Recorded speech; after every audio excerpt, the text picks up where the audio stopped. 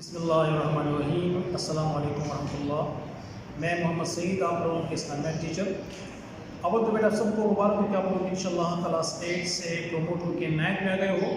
ویسے تو آپ لوگ پہلے بھی کلاس 9 میں تھے، کیونکہ ہم لوگوں نے اسلامیات جو پڑھ رہے تھے وہ اصل میں کلاس 9 ہی کی کتاب تھی، اور ہم نے آپ لوگوں کو کلاسز کے اندر ہی بتایا تھا کہ بیٹا آپ لوگ ظاہراً تو کلاس 8 میں بیٹھے ہیں، لیکن یہ آپ لوگ حقیقتاً کلاس 9 میں ہیں، کیونکہ آپ لوگ 9 کا کورس کر رہے ہیں جو بورڈ کے لیے ہے۔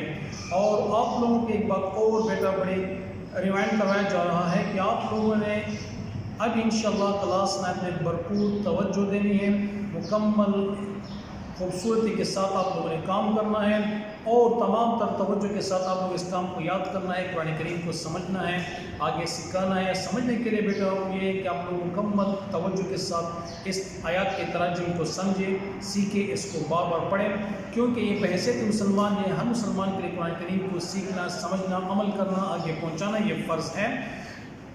اس لیے بیٹا اس قرآن کریم کو سمجھنا ہے اور آگے آپ لوگوں نے اس کو پہنچانا ہے۔ آگے کیسے پہنچانا ہے؟ اس پہ عمل کرنا ہے، اور اپنے جو آپ کی عملی زندگی آئے گی انشاءاللہ تعالیٰ جس میں آپ لوگوں نے اس کے قوانین کو امپلیمنٹ کرنا ہے، قرآن کا نظام آپ لوگوں نے اللہ کی دنیا میں لاگو کرنا ہے، اس کو چلانا ہے، اس کے تحت ہم نے زندگی گزارنی ہے۔ ہم نے کلاس 8 میں اسلامیات کو شروع کر چکے تھے، جس میں ہم سورۃ الانفال کا درس الاول الف با جیم ہم پڑھ چکے تھے۔ اس کے ساتھ ساتھ احادیث میں بھی ہم نے حدیث نمبر 1، 2، 3، 4 حدیث ہم پڑھ چکے تھے، اور موضوعاتی مطالعے سے ہم نے قرآن کریم کا تعارف، حفاظت الفضائل کو ہم سمجھ چکے تھے۔ ابھی ہم نے چونکہ آپ لوگ کلاس 9 میں ہیں، آپ لوگوں سے ریکویسٹ ہے کہ پہلے جو کاپی آپ لوگوں کی کلاس 8 کی موجود ہے، آپ لوگوں نے اس کو ضائع نہیں کرنا، کیونکہ آپ اس کے ساتھ ہم نے مزید کام کو کرنا ہے، کنٹینیو کرنا ہے۔ جس طرح کلاس 8 میں آپ کے پاس کاپی تھی، انشاءاللہ تعالیٰ 9 میں آپ کے پاس کاپی ہوگی۔ ہم نے اسی کاپی میں آگے نیا کورس آگے لکھنا ہے، اور جو کورس ہم پڑھیں گے ابھی اس کو انشاءاللہ ہم کنٹینیو بھی کریں گے۔ آپ کو ہم نے طریقہ کار بھی بتانا ہے۔ جو نئی کاپی آپ کے پاس ہیں اس کاپی کے تحت اول تو بیٹا آپ سب کے پاس کتاب ہونی چاہیے، آپ لوگوں کی کتاب ہے جو یقیناً آپ لوگوں کے پاس ہوگی۔ یہ نیو کورس ہے اسلامیات کی، آپ کے پاس ہوگی۔ جس بچے کے پاس نہیں ہے وہ اپنے دکاندار سے پرچیز کرے، ساتھ میں اپنے لیے کاپی پرچیز کریں۔ ہم نے کلاس 8 میں جو سورۃ الانفال کا پہلا درس مکمل ہم کر چکے تھے، یعنی درس الاول الف با جیم۔ آج ہم نے شروع کرنا ہے درس ثانی الف سے ہم نے شروع کرنا ہے، جو آپ لوگ اس سے شروع کرنے سے قبل بیٹا آپ لوگوں کے پاس کاپی ہوگی۔ کاپی میں آپ لوگوں نے کورس کنٹینٹ کو لکھنا ہے۔ کورس کنٹینٹ کیسے لکھنا ہے یہ آپ کے پاس میں نے یہاں پہ آپ کو بتا دینا ہے۔ ضرور ذرا مجھے یہ موبائل دیں تاکہ میں بچوں کو یہ بتا دوں کہ آپ لوگوں نے کورس کنٹینٹ کو کیسے کرنا ہے۔ بیٹا یہ آپ لوگوں کے سامنے کورس کنٹینٹ نظر آ رہا ہے۔ اسی طریقے سے آپ لوگوں نے بیٹا اپنے کاپی کو ارینج کرنی ہے، اور جس طرح بیٹا دیکھیں نصاب برائے میعاد اول اسلامیات نحم، سورۃ الانفال، الدرس الثانی الف، پھر درس الثانی با، درس الثانی جیم اور درس الثانی دال، یہ 4 اس درس الثانی کے حصے ہیں، الف، با، جیم اور دال۔ ہم نے کلاس 9 میں مڈ ٹرم میں یہ حصہ کرنا ہے، فائنل ٹرم میں انشاءاللہ تعالیٰ عزیز آگے اس کے ساتھ کنٹینیو کریں گے۔ سالس کے ثانی کے بعد ثالث ہیں، اور انشاءاللہ اس کو ہم آگے کنٹینیو کریں گے۔ پھر اس کے بعد بیٹا احادیث مبارکہ ہے، حدیث نمبر 5، 6، 7۔ اس سے قبل ہم کلاس 8 میں حدیث نمبر 1 تا 4 کر چکے تھے، 4 تک حدیث کے پاس ہے، 5، 6 اور 7 ابھی ہم کریں گے۔ اسباق میں پہلا سبق کا آپ لوگ کلاس 8 میں کر چکے تھے، قرآن کا تعارف، حفاظت اور فضائل۔ ابھی سبق نمبر 2 انشاءاللہ ہم نے آگے 9 میں کرنا ہے، جس کا نام ہے اللہ تعالیٰ اور اس کے رسول کی محبت و اطاعت۔ پھر تیسرا لیسن ہوگا علم کی فرضیت اور فضیلت۔ یہ کورس کنٹینٹ بیٹا اس طرح خوبصورت آپ لوگوں نے لکھنا ہے مکمل اپنے پیج پہ، جس طرح آپ لوگوں نے کلاس 8 میں لکھا ہے، ہم نے بچوں کو لکھوایا بھی، آپ لوگوں نے بڑے خوبصورت لکھا ہے۔ اب اس سے آپ لوگوں نے مزید بہتر کر کے لکھنا ہے، کیونکہ یاد رکھیں ایک حدیث کا مفہوم ہے کہ جس کا آج گزرے ہوئے کل سے بہتر نہ ہوا وہ نقصان میں ہے۔ یہ ایک حدیث مبارکہ کا مفہوم ہے کہ جس کا آج گزرے ہوئے کل سے بہتر نہ ہو تو وہ نقصان میں ہے۔ اس لیے آپ لوگوں نے اپنی بہتری پیدا کرنی ہے رائٹنگ میں، پریزنٹیشن میں اس طرح خوبصورت آپ لوگوں نے لکھنا ہے. مارکر کا صحیح استعمال کریں, کٹ نب مارکر کا استعمال کیا کریں, اور ساتھ ساتھ جو آپ لوگ کٹ نب پن استعمال کرتے ہیں اس کو بھی آپ لوگوں نے صحیح طریقے سے آگے استعمال کرنا ہے. یہ امید ہے کہ آپ لوگ انشاءاللہ تعالی عزیز سمجھ چکے ہوں گے. ابھی میں نے آپ لوگوں کو درس ثانی الف کا کچھ تعارف کروانا ہے, کیونکہ کلاس 8 میں ہم لوگ کر چکے تھے, لیکن ثانی الف پہ جانے سے قبل یقیناً بیٹا آپ لوگوں کو یاد ہوگا, میں مختصراً آپ لوگوں کو سورۃ الانفال کا دوبارہ ہلکا سا تعارف کرواتا ہوں, کیونکہ یقیناً آپ لوگوں کو یاد ہوگا کہ سورۃ الانفال کا مطلب کیا ہے. سورۃ الانفال کا مطلب ہے مال غنیمت. سورت بھی آپ لوگوں کو پتہ ہے کہ سورت کے مختلف میننگ بیان کیے جا چکے ہیں. سورت بلندی کو بھی کہتے ہیں, یا کسی چیز کے حدود کو بھی کہتے ہیں کہ کون سی آیت کہاں سے شروع ہے کہاں پہ ختم ہے, چونکہ وہ حدود کے اندر موجود ہے اس لیے اس کو سورت بھی بولتے ہیں. ساتھ ساتھ سورت کا مطلب بلندی کو بھی کہتے ہیں, عرفہ کو بھی کہتے ہیں, اعلیٰ کو بھی کہتے ہیں. اور انفال کے اصطلاحی جو میں نے یہ بیٹا وہ مال غنیمت ہے. ویسے آپ لوگوں کو پتہ ہے کہ انفال جمع ہے نفل کی, اور نفل کا مطلب ہے اضافی. انفال جمع ہے نفل کی, اور نفل کا مطلب ہے اضافی. جس طرح بیٹا آپ سب کو پتہ ہے کہ ہم مسلمانوں پہ زندگی میں 5 نمازیں فرض ہیں, اور ان فرض نماز کے علاوہ ہم اگر کوئی نماز بولتے ہیں تو ہم اس کو نفل بولتے ہیں, کیونکہ ہم وہ اضافی پڑھ لیتے ہیں, اس لیے اس کو اضافی بولتے ہیں. ویسے اصطلاحی میننگ ہے مال غنیمت. جس طرح آپ سب کو پتہ ہے کہ مال غنیمت اور انفال, سورۃ الانفال میں ذکر ہے غزوے کا. کون سے غزوے کا ذکر ہے؟ یقیناً آپ کو پتہ ہوگا کہ غزوہ بدر کا ذکر ہے. اور غزوہ کا مطلب بھی آپ سب کو پتہ ہے کہ غزوہ کا مطلب ہے کہ وہ جنگ, وہ جہاد جس میں نبی کریم صلی اللہ علیہ وسلم خاتم النبیین, جس کے بعد کوئی نبی کوئی رسول نہیں ہے, جس میں نبی کریم صلی اللہ علیہ وسلم نے خود بنفس نفیس شرکت کی ہو اس کو غزوہ بولتے ہیں. اور جس جنگ میں نبی کریم صلی اللہ علیہ وسلم نے خود شرکت نہ کی ہو اس کو سیریا بولتے ہیں. اور سیریا ایسے لکھا جاتا ہے, آپ لوگ دیکھیں یہ آپ لوگوں کو نظر آئے, اس کو کہتے ہیں سیریا. تو انفال میں غزوہ بدر کا ذکر ہے. غزوہ بھی آپ لوگ سمجھ گئے کہ وہ جنگ, وہ لڑائی جس میں خاتم النبی نبی کریم صلی اللہ علیہ وسلم نے خود بنفس نفیس شرکت کی ہو اس کو غزوہ بولتے ہیں. تو مال غنیمت کا اس میں ذکر ہے, اور غزوہ بدر کی مکمل ڈیٹیل اس میں اللہ سبحانہ وتعالیٰ نے بیان فرمائی. اور باقی آگے تمام ڈیٹیل آپ کو پتہ ہے کہ اس میں مسلمانوں کی تعداد 313 تھی, جو اتفاق اسی پہ ہیں, ورنہ بعض روایت میں 318 بھی ہے, 311 بھی ہے, اور لیکن اتفاق اسی 313 پر ہے. اسی طرح کفار کی تعداد 950 اور 1000 ہیں, اس پر بھی 1000 پہ اتفاق ہیں کہ کفار کی تعداد 1000 تھی. اور کفار کا سردار بھی یقیناً آپ لوگوں کو پتہ ہے کہ کفار کا سردار کون تھا, ابو جہل. لوگ اس کو ابو جہل بولتے ہیں, ایسے ہی ابو جہل. اور اس کا اصل نام بھی آپ لوگوں کو پتہ ہوگا کہ ابو جہل کا اپنا اصل نام کیا تھا. یہ تھا عمر بن ہشام, اس کا نام تھا عمر بن ہشام, یہ ابو جہل کا اپنا اصل نام تھا. اور مسلمانوں کے جو جنگ کے لیڈر تھے, سپہ سالار تھے, وہ یقیناً سب کو پتہ ہے کہ کون تھے, خاتم النبیین. یقیناً آپ لوگوں کا جواب آیا ہوگا کہ خاتم النبیین کون ہے؟ نبی کریم صلی اللہ علیہ وآلہ وسلم, جس کے بعد کوئی نبی اور رسول نہیں ہے, کسی طرح بھی نہیں ہے. تو نبی کریم صلی اللہ علیہ وسلم اس جنگ کے خاتم النبیین, اس سپہ سالار ہیں. اور اللہ سبحانہ تعالیٰ نے مسلمانوں کی مدد کے لیے جو 1000 فرشتہ بھیجا تھا سورۃ الانفال کے مطابق. باقی اور صورتوں میں اس میں بھی ذکر ہے, تقریباً 3000 اور 5000 کا ذکر ہے, لیکن 1000 کا فرشتہ آیا تھا مسلمانوں کی مدد کے لیے. اور مسلمانوں کو اللہ تعالیٰ نے فتح عطا فرمائی. تو بیٹا خاتم النبیین نبی کریم صلی اللہ علیہ وسلم مبارک غزوہ احد میں 313 صحابہ کرام کے سپہ سالار تھے, اور اللہ سبحانہ تعالیٰ نے اپنے محبوب کی مدد کرتے ہوئے, ہر طرح کی اعانت اور مدد کرتے ہوئے اللہ تعالیٰ نے مدد عطا کی اور فتح ہو گئی مسلمانوں کو. جو مسلمانوں کی تاریخ ساز فتح ہے, جس میں بڑے بڑے کفار یقیناً ہلاک ہوئے تھے. آپ لوگوں کو پتہ ہے کہ کتنے کفار ہلاک ہوئے تھے؟ 70. بے شک آپ لوگوں کا جواب ٹھیک ہے. یقیناً آپ لوگوں نے کہا ہوگا کہ 70 کفار ہلاک ہوئے تھے, ابو جہل بھی ہلاک ہو گیا تھا, اور ساتھ 70 کفار قیدی بھی بن گئے تھے. اور جو کفار ہلاک ہو گئے تھے اور جو قیدی بن گئے تھے, وہ بھی آپ کو پتہ ہے کہ ان قیدیوں کے متعلق کیا فیصلہ ہوا تھا کہ ان قیدیوں کو آپ صلی اللہ علیہ وسلم نے فرمایا کہ جو مسلمان 10 بچوں کو لکھنا پڑھنا سکھا دیں ان کو آزاد کر دیا جائے گا، یا جن سے فدیہ لیا جائے ان کو فدیہ کے عوض ان کو رہا کیا جائے گا. جو تفسیر انشاءاللہ آگے آئے گی اپنی درسوں میں اس کو اس کے موقع کے لیے حاصل کریں گے، لیکن صرف یہ آپ لوگوں کے اس یاداشت کے لیے کہ آپ لوگوں نے کلاس 8 میں یہ ہم آپ لوگوں کو صورت کی ڈیٹیل میں بتا چکے تھے تاکہ آپ لوگوں کا دوبارہ تھوڑا سا ریوائنڈ ہو جائے. اب انشاءاللہ تعالی عزیز ہم نے جو درس شروع کرنا ہے درس الثانی الف، اور الثانی الف میں جو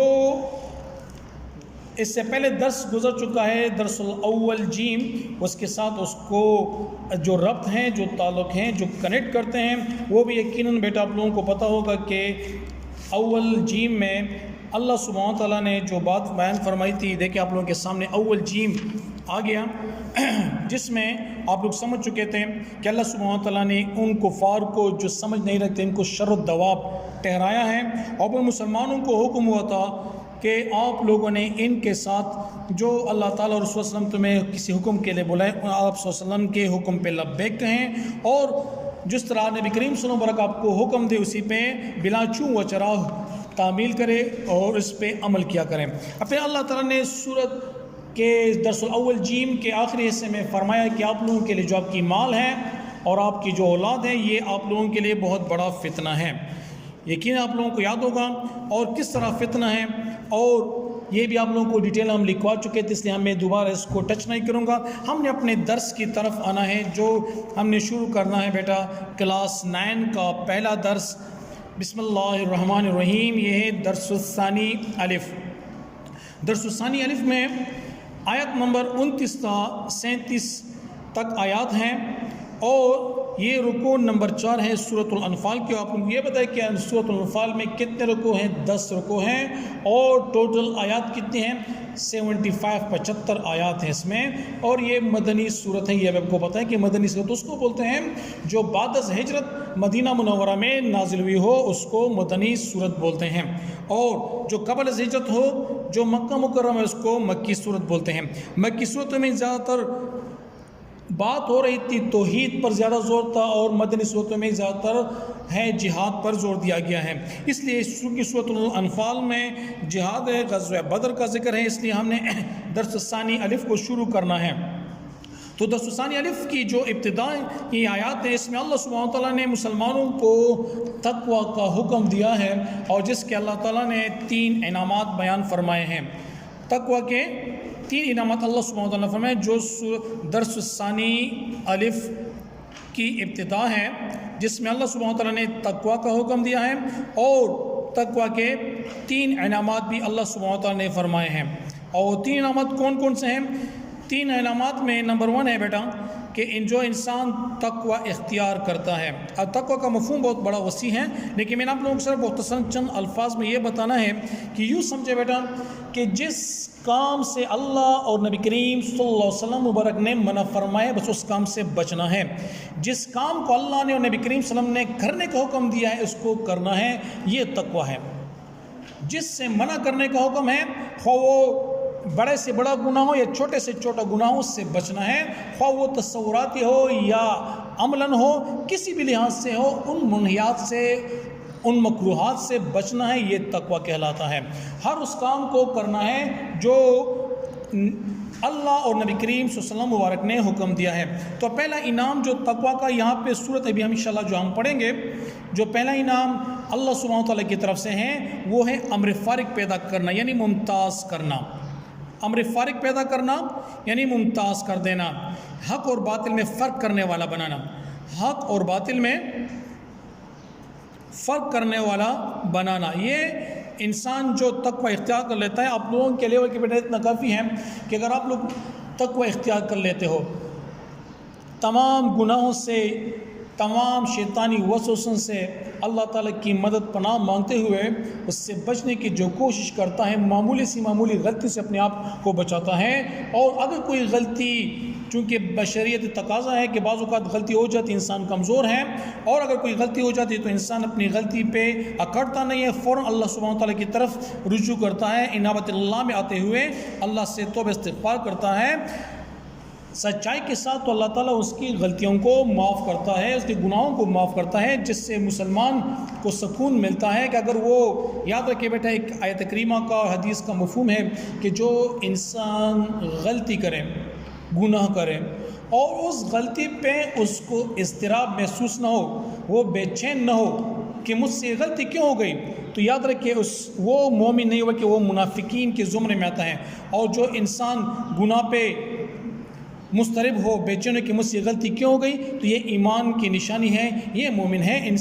مومن سے خطا ہو جاتی ہے، لیکن خطا پہ اس نے مصر نہیں رہنا، یعنی اصرار نہیں کرنا، بار بار اس نے کرنا نہیں ہے، اللہ سبحانہ وتعالیٰ کی طرف رجوع کرنا ہے، توبہ کرنا ہے، توبۃ النصوح جس کو قرآن کریم میں کہا گیا ہے کہ اس نے توبہ کرنا ہے اللہ تعالیٰ کے حضور، اور اللہ تعالیٰ یقیناً، اور اس یقین کے ساتھ کہ اللہ تعالیٰ مجھے معاف کرنے والا ہے، اور اللہ تعالیٰ غفور الرحیم ہے، اور یقیناً مجھے معاف کرے گا، میری خطاؤں سے درگزر فرمائے گا۔ تو یہ تقوی کی انعامات ہیں کہ انسان تقوی اختیار کر لیتا ہے تو اللہ تعالیٰ اس کے لیے امر فارق پیدا کر لیتا ہے، یا وہ حق اور باطل میں، سچ اور جھوٹ میں، اچھے برے میں فرق کرنا جان جاتا ہے، معمولی سی معمولی باریک بین اس کے اندر پیدا ہو جاتی ہے، معمولی سی معمولی پوائنٹ کو وہ سمجھتا ہے کہ بھئی یہ حرام ہے یا ناجائز ہے، مجھ سے غلطی ہو رہی ہے۔ اور اس طرح بیٹا اگر ہم اس کو ممتاز پہ لے جائیں تو وہ انسان جتنا متقی بن جاتا ہے تو پھر وہ انسان تمام معاشرے میں ممتاز ہو جاتا ہے، لوگ اس کو سمجھتے ہیں۔ جس طرح بیٹا مثال کے طور پر آپ لوگ طارق جمیل صاحب کو لے لیں، بچہ، عورت، مرد سب اس کو جانتے ہیں، کیوں؟ وہ اللہ تعالیٰ کی طرف دعوت دیتا ہے، وہ متقی ہیں، تمام لوگ اس کو جانتے ہیں، سمجھتے ہیں۔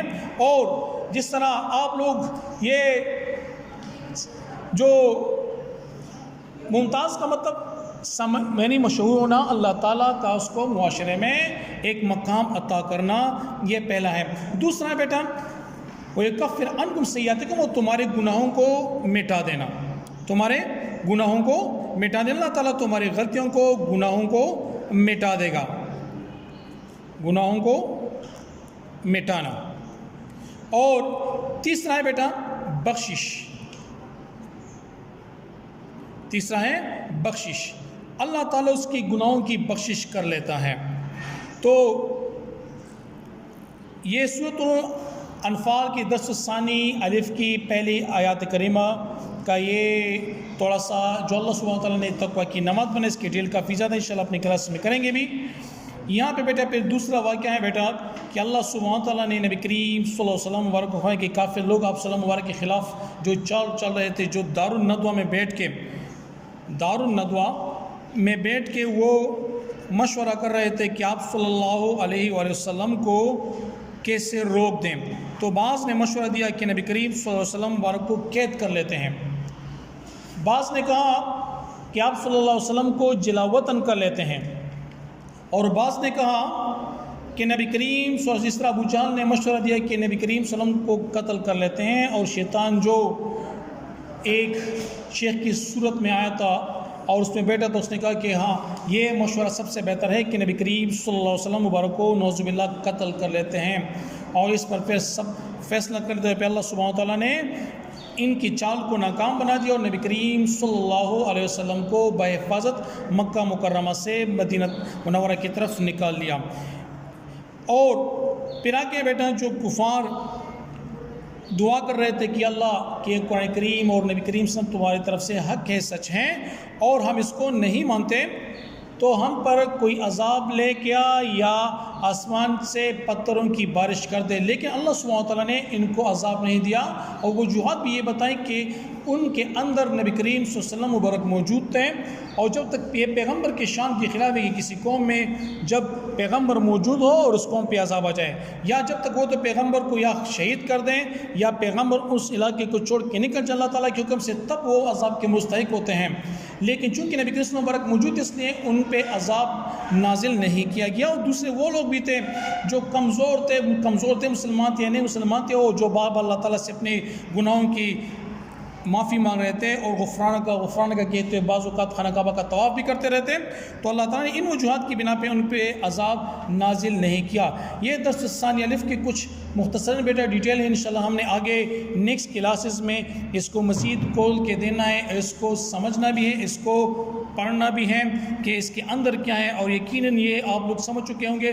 آپ لوگوں کو میں نے بتایا تھا کہ یہ جس طرح آپ لوگوں کو بیٹا یہ سلیبس میں نے دوبارہ آپ لوگوں کو شو کیا کہ یہ سلیبس ہمارے پاس ہے. ہم نے کلاس 9 کے مڈ ٹرم میں یہ سلیبس مکمل پڑھنا ہے، جس میں سے پہلے درس کی درس الثانی الف کا کچھ ہلکا سا تعارف آپ کو میں نے کروایا کہ نصاب برائے میعاد اول اسلامیات نام سورۃ الانفال درس الثانی الف با جیم دال.